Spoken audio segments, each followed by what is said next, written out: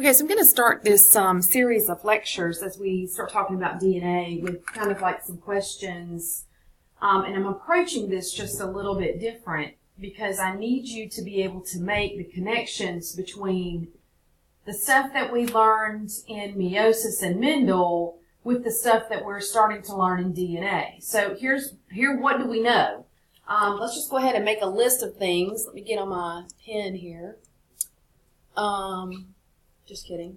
Okay. Yeah, there we go. So we're all right. So you can see what I'm writing. Okay, so what do we know? All right, so I know that there's this thing called alleles, and we know that alleles can be translated into maybe like a gene or an expression. Now, I'm still really unclear about this word, but we're going to come back to it. So I know that alleles are giving us characteristics. I know that chromatin is DNA. And chromatin condenses to form these absolutely beautiful little structures called chromosomes. And let me go ahead and write the homologous pair. Remember, you get one from mom and one from dad. And we saw that when we were discussing meiosis, and of course again when we were discussing Mendel. So I guess the biggest question here is, what do you want to know? Well, I want to know, and your question it may be different, but how does DNA work? How does DNA work? I mean, this is a significant burden that we're placing on this molecule. All right, so let's take a look at this scenario. Ponies on the Shetland Islands in Scotland have short structure. They have really thick hair. They are super strong and hardy animals, so that they can survive in this really harsh environment. So how do you think the DNA of their population has changed over time? Well, how do we think the DNA of the population has changed over time? So I want you to hit the pause button, and I want you to jot down some of your ideas as far as how you think DNA works, because we're ultimately answering this question in terms of these Shetland ponies. So go ahead and mash pause. I'll wait.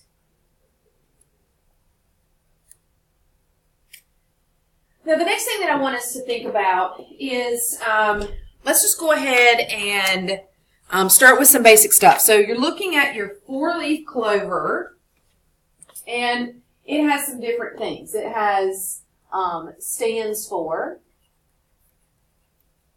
It has function. It has structure.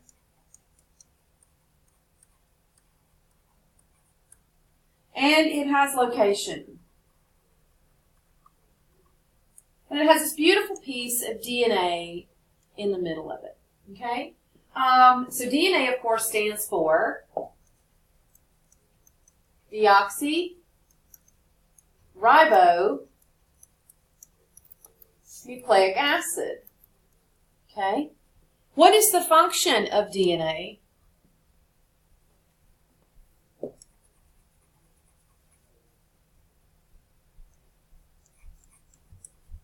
I'm going to put makes or provides the code for proteins. Okay, so there's that word again, proteins. We've seen that. Let me separate this from everybody else. Okay. All right, what about the structure? What does this thing look like? In the middle, it's giving us this idea of a double helix.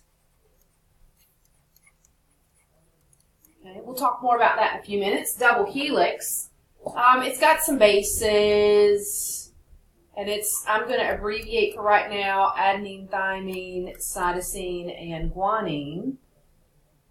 And its location. So where is this found? And we said that it was found in the nucleus.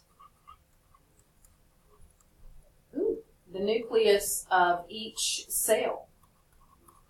So that means stomach cells all have the DNA. Your muscle cells all have the DNA. Everybody's got the DNA. Okay, so this is the basic function. All right, so now I want you to pause the lecture again. And I want you to cut out your four-leaf clover. and I want you to glue it down into your notes, and we're going to keep adding to this and looking at many different layers. So go ahead and do that. I'll wait. So go ahead and mash pause now. Okay, now as I promised, we were going to go over some specifics, and I want to focus on the structure of DNA, and I don't necessarily have a slide for this. I mean, I guess I can put one in real quick. So let me put in a slide. Okay, so here's my slide, and I'm trying to follow the packet that you were given at the start of class. I'm trying to follow this in kind of some logical sense and kind of build on this. But the first thing that we're looking at is the structure of DNA. Okay, so we are looking at the structure of DNA and its discovery, because I think this really has an interesting story. So I want you to go ahead and pause, and you're going to, of course, cut this out.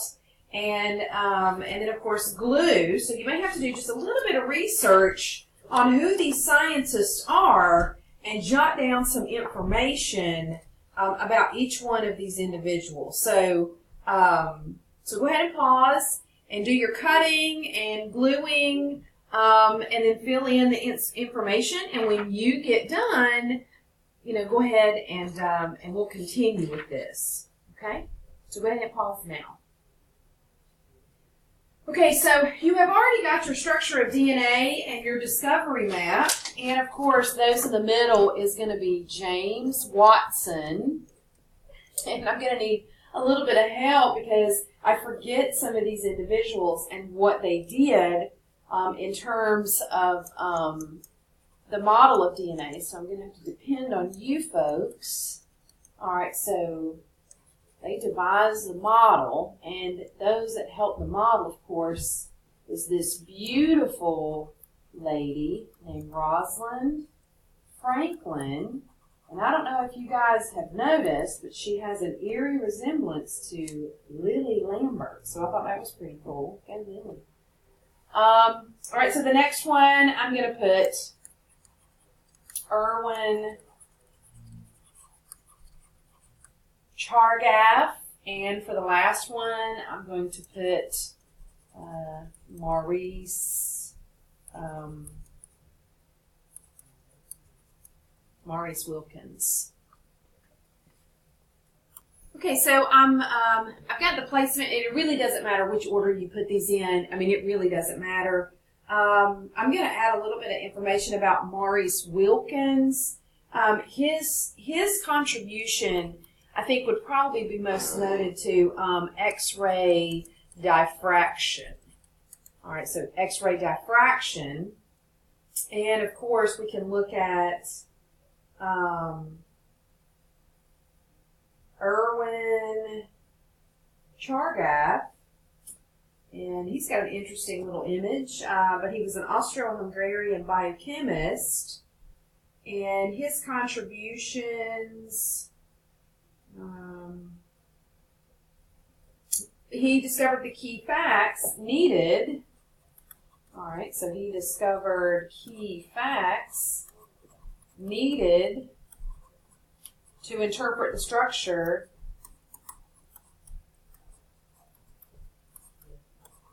of DNA. And I guess you can probably guess kind of what that was, is that A's adenine bonds to thymine, and cytosine bonds to guanine. So he kind of understood this. We're going to build on that in just a second.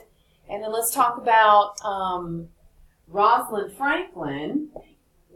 And she probably isn't getting the notoriety that she needed, or she deserved, rather.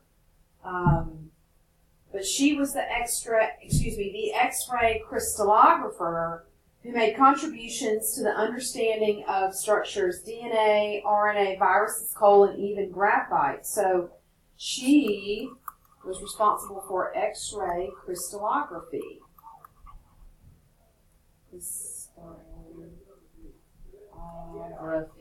Okay, I didn't spell that right at all. And her work probably complemented that of Maurice Wilkins, who was using X-ray diffraction to see this beautiful DNA. And if you look on your handout, it does give you a picture of what they were looking at. So make sure you include that. But that's how they figured out that the DNA was actually a double helix structure. Okay, so we're going to move on in your packet of information. So far we've got structure, function, location, all of that. And we've talked about the scientist and kind of mapped its discovery.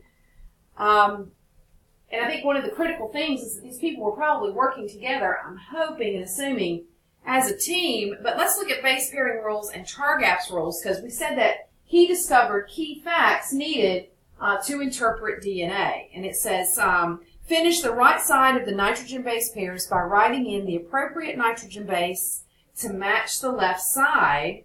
And then, of course, cut out the double strand of base pairs and, of course, glue them into your notebook. And I want you guys to write Chargaff's rule into your notebook. Feel free to cut out the picture with the little bubble, just to kind of add that to it to help us keep in mind this individual's contribution. So if you will do that, we will be ready for part 2 of the lecture.